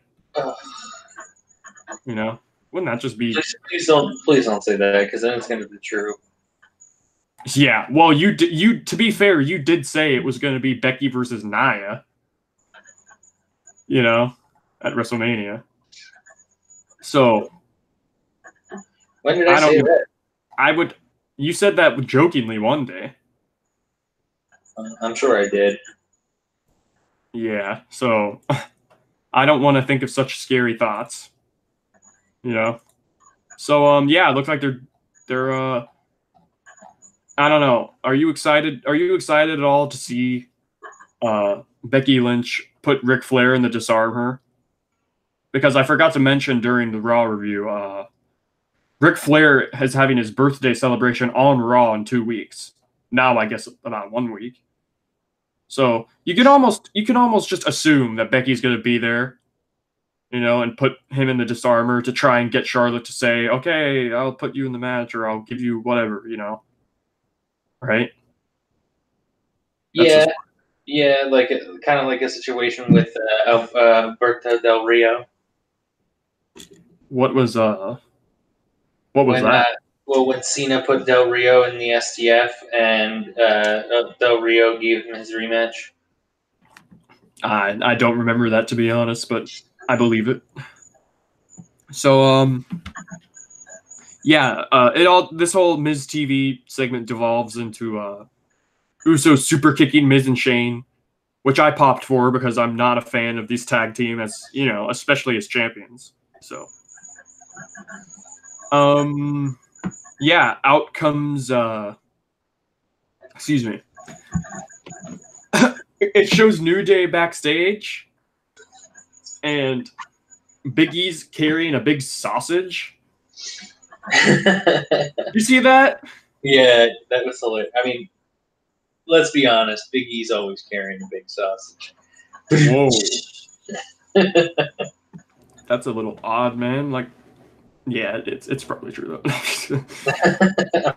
But I thought it'd be ironic if he had like a 2 centimeter Peter. I thought, why the hell is he carrying a massive sausage? But then I thought, oh yeah, because Daniel Bryan. Exactly. Just to taunt him, I guess. So Daniel Bryan comes out with Rowan, and this is the gauntlet match they're coming out for. And he says to the crowd, there's a lot of people here who want me to lose my WWE Championship at the Chamber, but you need somebody like me to show you how to live your pathetic lives. You need me as WWE Champion. I don't want to be in the match because it's painful, it's horrible, and it will likely shorten my career, but I have to sacrifice. And then he gets cut off, the New Day comes out, and they do the tease where they act like it's one of the New Day members going to be in the match, but then they like switch last second, you know? And I thought it was going to be Big E when they first did that. I was actually kind of hoping it would be Big E, you know? So I'm a big fan of Big E. I really like him, but I'm cool with Kofi. Kofi's fine, you know. If they trust Kofi, then fine. And you know what's funny is my least favorite member of the New Day is Kofi, but I still really like Kofi. Oh, really? Yeah, and it's like he's my least favorite of the 3, but I still really like Kofi. Yeah. Yeah, I get that. I think it's Big E, Xavier, then Kofi. Yeah. This was so yeah, this match started. This was the first in the 7-person gauntlet. This was this in order, not in order, but this was AJ Styles versus Daniel Bryan versus Jeff Hardy versus Kofi Kingston replacing Ali versus Randy Orton versus Samoa Joe. And started out, I just thought, oh, so Daniel Bryan's just gonna beat Kofi, you know? I didn't think. And honestly, Daniel and Kofi went on for a while. Yeah, it did. I thought, damn, this is a long match too. Like, this went on for like 20 minutes or so, you know. And there were some moves that Daniel was doing in here. Like I'm sick of him. I'm sick of seeing Daniel do the diving headbutt. You know. Yeah. Like, it's completely unnecessary. He just came back from injury, you know, with concussion and stuff, and he's doing the diving headbutt still. They do the spot where Daniel Bryan tries to hit a back suplex off the top onto Kofi, but like Kofi falls on him, you know? And which still also worried me because it looked like Daniel like landed on his head. So yeah, this was a pretty good match, I thought. It was pretty long too, and obviously the big swerve was that Kofi hit the Trouble in Paradise and pinned Daniel Bryan. Exactly. And I was like, damn, they made him look good already. If he loses the next, this is a great show for Kofi. So up next was Jeff Hardy, and this match was much shorter. Jeff Hardy didn't even really do much, you know. Do you think he's injured, Jeff Hardy? No, he's not injured, but he's just worn. He's worn to shit, you know. Like, he said one day that he doesn't even do the Swanton Bomb at house shows anymore because it hurts too much. So he only does it on TV, and you know. Yeah, I mean, I feel bad. I would love to see Matt Hardy come back in like a managerial aspect for Jeff. Think so? I would like to see that, but I mean, like, how much longer does Jeff even have left? Yeah, it was rumored that Matt was going to have to retire because his pelvis was fusing with his spine or something like that. Well, no. I meant like, and be Jeff's manager in a way, you know? No, I know, but what I'm saying is, of all the people of all the of both of the Hardy brothers, you would have thought that the person who would have had some retiring fears would be Jeff. You know what I mean? Yeah, for all the shit that he did. Like Matt Hardy was also a daredevil. People forget all the shit that Matt Hardy also did. You know, Matt Hardy did a lot of stuntish stuff as well. You know, but not near enough to the degree as Jeff did. You know what I mean? Matt Hardy was my original boy before boys were a thing. Oh yeah. Oh yeah. When I was like 12 years old, I bought a Matt Hardy necklace from the WWEshop.com, and I wore that to school. So. So you were a big mark. A big mark for B1 Matt Hardy. Yeah, you were a Hardy a Hardy Show mark, or a Hardy Show mark. I don't know if you ever watched the Hardy Show. The Hardy Show, no. On YouTube. Well, it was not. Well, yeah, it's on YouTube as well, but it's like, yeah, it was the Hardy Show. It was a series they did where they did like I don't know if I want to say skits or not, but like they would do like episodes and stories, you know, like Shannon Moore and was in it. I forgot about Shannon Moore. He was in it, yeah, because they're good friends. I'm pretty sure Shane Helms was in it as well. And yeah, it was yeah. So yeah, we digress.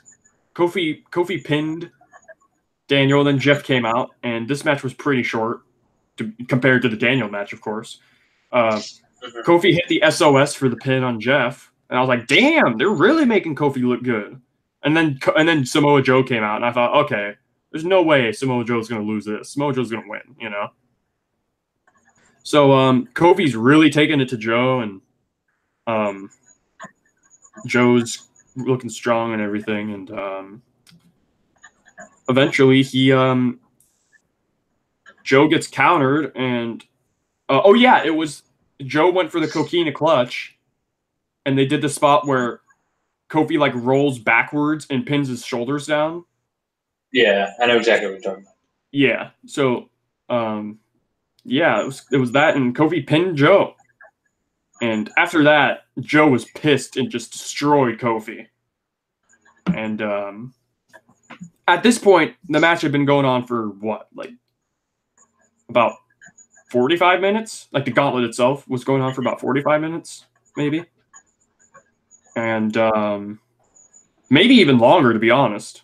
So Samoa Joe's destroying Kofi. AJ Styles comes out next to make the save because he's a babyface, and it goes to break before this match can start. So that comes back from break, and the ref's like, "Are you sure you want to do this, Kofi?" Like, what a stupid question. Of course he wants to. You know what I mean?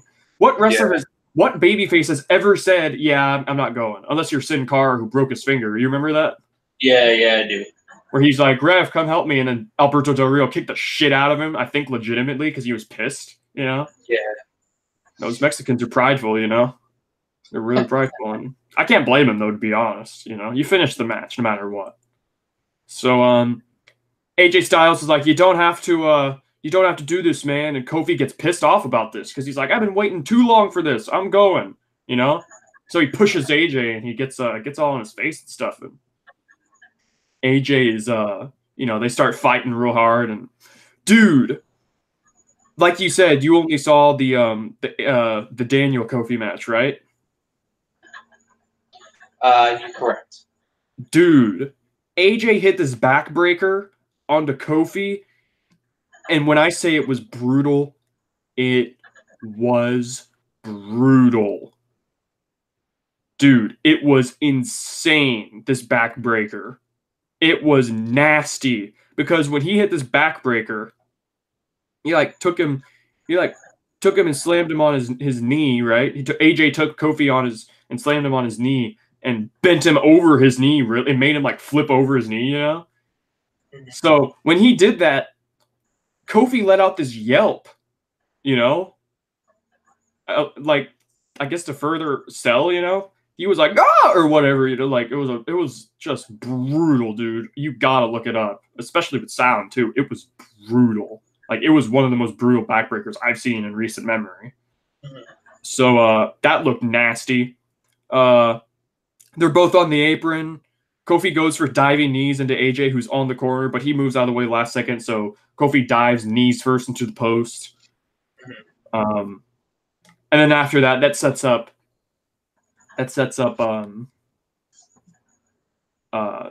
AJ went for the calf crusher onto Kofi, and Kofi, of course, he reluctantly taps out, and Kofi got a huge standing ovation, and Kofi looked like $1 million. And I actually read that this was supposed to be what would happen with Mustafa. Like he would last an hour, and it would be kind of a star-making performance, you know? Yeah.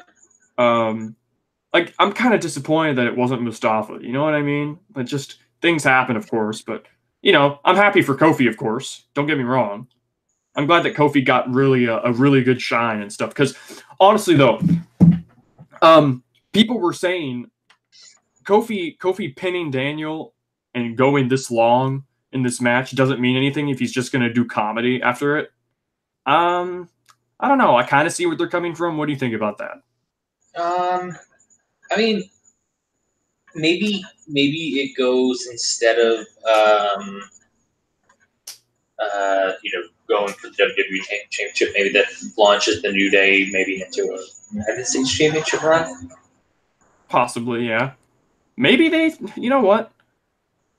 The whole story has been, and they have really been playing up. WWE and everyone else have really been playing up Kofi after he replaced Ali.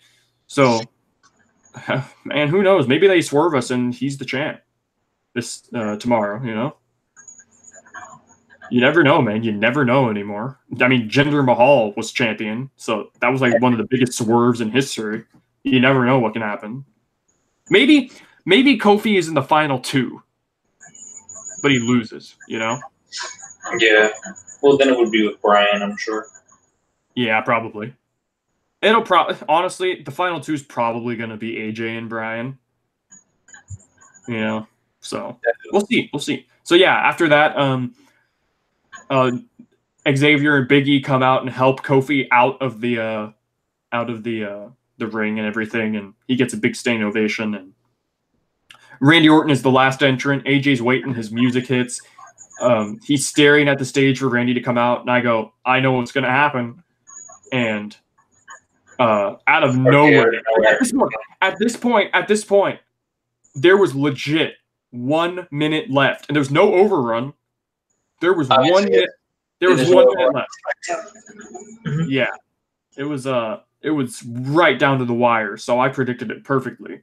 Randy Orton, instead of coming through the stage, he came from behind out of nowhere, hit an RKO, and pinned AJ and won the gauntlet, completely unscathed. I thought that finish was great. Yeah, I loved it. I loved that finish. For heel Orton. I thought it made sense. They had a minute left. It was just everything about it was done perfectly, you know. So yeah, that was the gauntlet match. Kofi was the star of that match. Randy Orton ended up winning. That's SmackDown. I guess we can look up very, very quickly the card for. Honestly, though, hold on. Honestly, our review hasn't been too long. It's only been what has it been? Like an hour and I guess it has been kind of long. It's been like an hour and a half, maybe. I'm gonna look up the Elimination Chamber card, and we can very quickly give off our predictions here, and I'll just read off down the list, I guess. And there's not many matches, obviously, because chamber matches are going to be pretty long. So,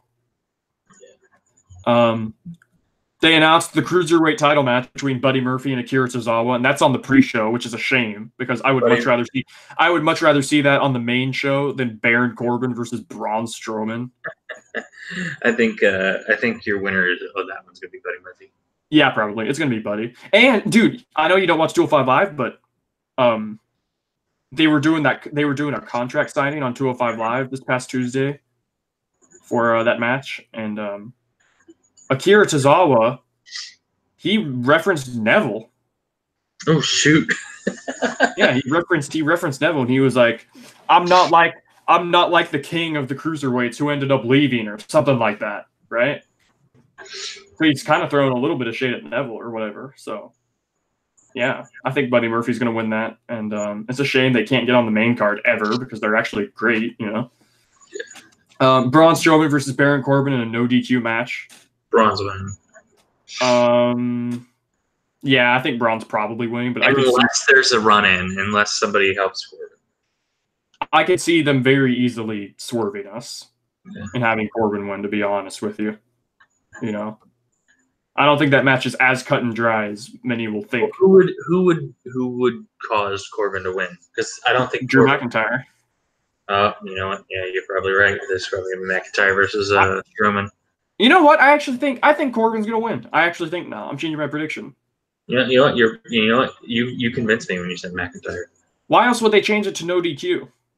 Exactly. You know, you're totally right. Nobody's gonna care about the match in the first place. Yeah. All right. So what about the women's tag team Elimination Chamber match? Yeah. It's Nia and Tamina, Riot Squad, Fire and Desire. I gotta get used to saying these names, these tag names. Yeah, Kong Duo, Boston Hug Connection, your favorite, and Fabulous Glow. What did I predict? I predicted at first Sasha and Bailey, but then I changed it to Nia and Tamina. So I think I'm gonna stick with Nia and Tamina, to be honest. It's gonna suck. Nobody's gonna like it. Okay. Honestly, it's gonna suck if Nia and Tamina win, but I wouldn't put it past them, you know. So, I mean, they reward people for being terrible at their job, you know. Nia can injure as many people as she wants, but she'll still be given a title, you know, or a big push. So, up next, I'm just going down this list. The SmackDown Tag Team title match, Miz and Shane versus the Usos. Miz and Shane. This one's kind of difficult for me, to be honest. I think, I don't know. I mean, I kind of want to say Shane and Miz, but I could see them having the Usos win. It's probably going to be Miz and Shane. Yeah, I'll say Miz and Shane. Okay. I don't know. Do you think they bring up Jimmy Uso getting arrested? No. They might bring it up in promos and stuff, right? Like when they brought up Xavier Woods and Paige's sex tape on. That was a while after it, though. This just happened. Yeah, that's true. Yeah, well, I guess they could bring this up way more soon because the sex tape is way more serious and stuff in this climate than like just getting arrested for being drunk, you know? So, the Raw Women's title, Ronda Rousey versus Ruby Riott. Ronda, of course, is going to win. Ruby's not going to deliver Ronda her first loss after not having the match be built up whatsoever. You know. So there's a swerve. No, I'm just kidding. Yeah, there's no way. I would say that there's actually a negative chance that Ruby Riott wins this match. Damn. Quite the burial. I'm just kidding. So after that, the Intercontinental title match between Bobby Lashley. I forgot. This is a handicap match. I forgot. Yeah, with Leo Rush. I think Lashley still wins though. It's still for the title, yeah.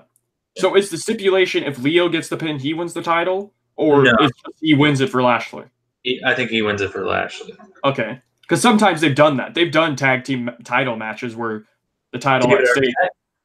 Yeah, where the title at stake is the WWE title. You know. Yeah. Like that match. It was Legacy versus Triple H, Batista, and who else was it? I don't think it was Cena. Do you remember that match? It was 2009. It was a 6-man tag for the WWE title. Those matches are so like hokey. You know what I mean? Like, why would you have a singles title match be determined in a tag team match? You know what I mean? Like, okay, whatever. And up next, we got the WWE Championship Elimination Chamber match.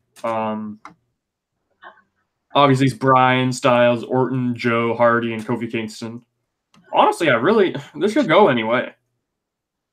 It's obviously between. I think Daniel Bryan wins it, and I think that AJ Styles wins at Mania. I see. Isn't it weird how they just kind of retconned the whole AJ and Vince story? Yeah. Like, what's up with that? Like, why even do it? Yeah.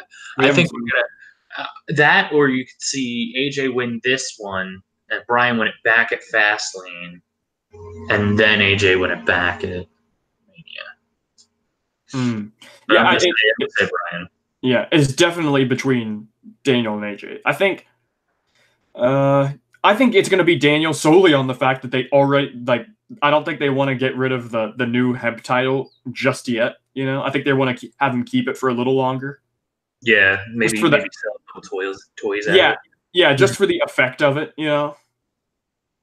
So yeah, that's all the matches. I'm excited because I really like the chamber matches. They're fun, and I'm wondering how the tag team women's match is going to go, because if you remember, the last time they tried that tag team chamber match, it kind of like flopped, you know? Yeah. So, and that was in 2015, right? Yeah, with the New Day. Yeah. It was, who was it? It was Ascension, New Day, Kalisto, and Sin Cara. Were the clones in there? I think so, actually, yeah. What was Sin Cara and Kalisto's tag team name? Oh, shoot. The Lucha Dragons. Lucha Dragons, that's right. I knew it was Lucha something. Lucha Dragons. Yeah. I'd like to see what if we saw Sin Cara, Ultimo Dragon, and Kalisto? Right? The Lucha Ultimo Dragons. Well, and then surprisingly, they have Super Dragon come in. Oh, I should have said that. Why didn't I think of that? Super Dragon. Damn, I should have thought of that. I'm stupid. That's a good one. Well, yeah, that's our review. It's now, it's our review of SmackDown. Raw. SmackDown easily beats Raw this week, in my opinion. No contest. And you didn't even finish the show. Yeah, I mean, honestly, if Raw wasn't so bad, I probably would have finished the entirety of Raw. I mean, Raw, the entirety of SmackDown. I binge watched them literally earlier today. So yeah, and that's our review. I'm excited for the chamber match. I'm gonna go to bed probably because I'm tired and my throat hurts. It's 12:05 a.m. Fun. All right, I'll see you on the flip side. We'll see you guys next week after Elimination Chamber. Goodbye.